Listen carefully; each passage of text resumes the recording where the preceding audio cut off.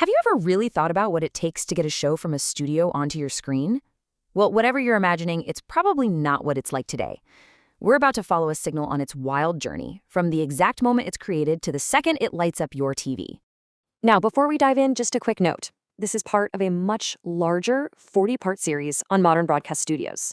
But don't worry, you don't need to have seen the rest. Today's explainer completely stands on its own as we follow one single fascinating story, the life of a broadcast signal. Okay, so to really get what's happening now, you have to see where we came from. On the left, that's the old world. Racks and racks of clunky, specialized hardware where every single box did just one thing. And on the right, that's today.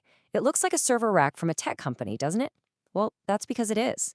This contrast right here is the whole story, the giant leap from dedicated broadcast gear to powerful, flexible IT infrastructure.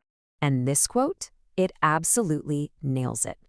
Today's broadcast studio is a hybrid, a mashup. It's one part creative production house and one part high-tech data center.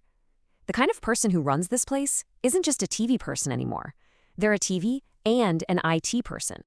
So every journey has a beginning. And for our signal, it all starts with a spark, the very first moment of creation, where light and sound are captured and turned into electricity. It all kicks off with the camera. And we're not talking about your standard point and shoot. Studios today are using these incredible robotic cameras. They can pan, tilt, and zoom, all with remote control, capturing this absolutely pristine video. This is literally where the visual part of our signal is born. But a great picture? Well, that's only half the story. The sound is just as critical, if not more so. Think about it. You might tolerate a fuzzy picture for a few seconds, but bad, echoey audio? You're changing the channel instantly. That's why the physical room itself, with this special acoustic foam, is so important for capturing clean, professional sound. And it goes way deeper than just some foam on the walls. A modern studio is basically a precision laboratory.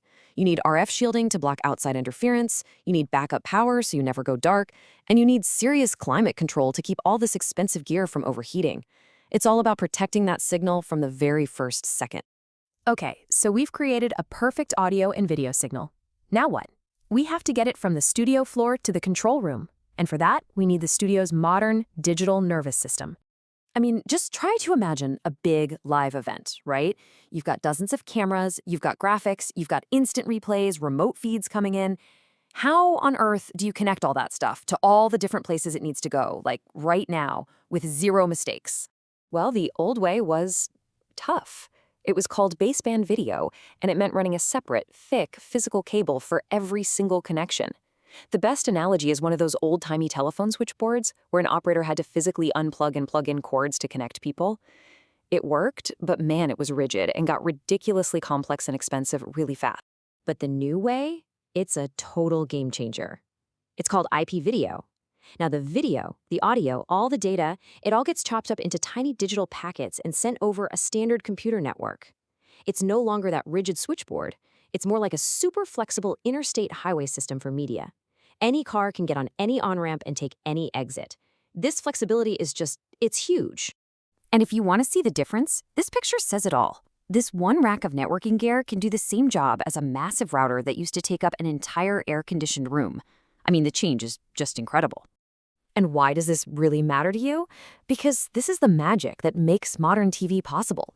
The next time you see a news anchor in New York talking to a reporter on the other side of the world with graphics coming from a third city, it's this incredibly flexible IP-based system that's tying it all together seamlessly. All right, our signal has been born and it's traveled through the studio's network, but it's not quite ready for the outside world yet.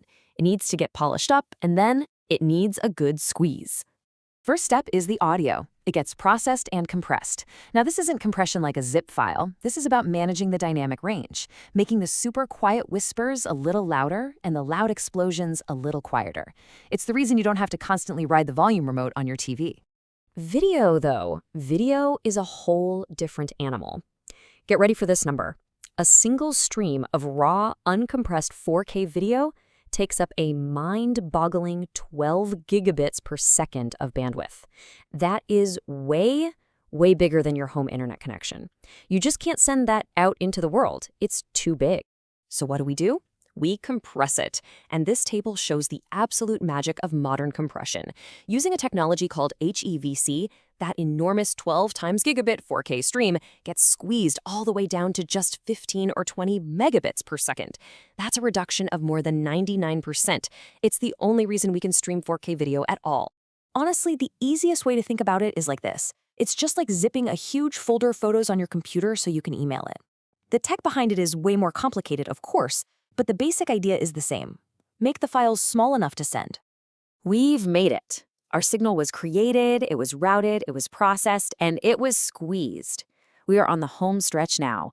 It's time for the final leg of the journey, that last mile to your screen. And finally, that finished, polished, and compressed signal gets sent out. It might get beamed up to a satellite in space, pushed down a fiber optic cable, or broadcast over the air from a giant tower. These are the final highways that bring that signal right into your living room. So let's just do a quick flyby of that whole journey. It starts with creation in that super controlled environment. Then it gets routed with amazing flexibility on an IP network. Next, it's processed so it looks and sounds perfect. Then it gets compressed so it's small enough to send. And finally, distribution to you. It's really like a complex, high-tech ballet. And that really brings us to the most important thing to remember from all this. The modern broadcast studio has completely, fundamentally changed. It's not just a room with cameras anymore. It is a high-tech, specialized data center that just happens to create TV shows.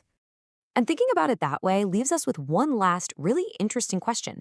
If a studio is basically just a data center, what's stopping the entire operation from moving into the cloud? Could you run a whole broadcast network without a physical building? The technology is moving so fast, the next decade is going to be absolutely fascinating to watch.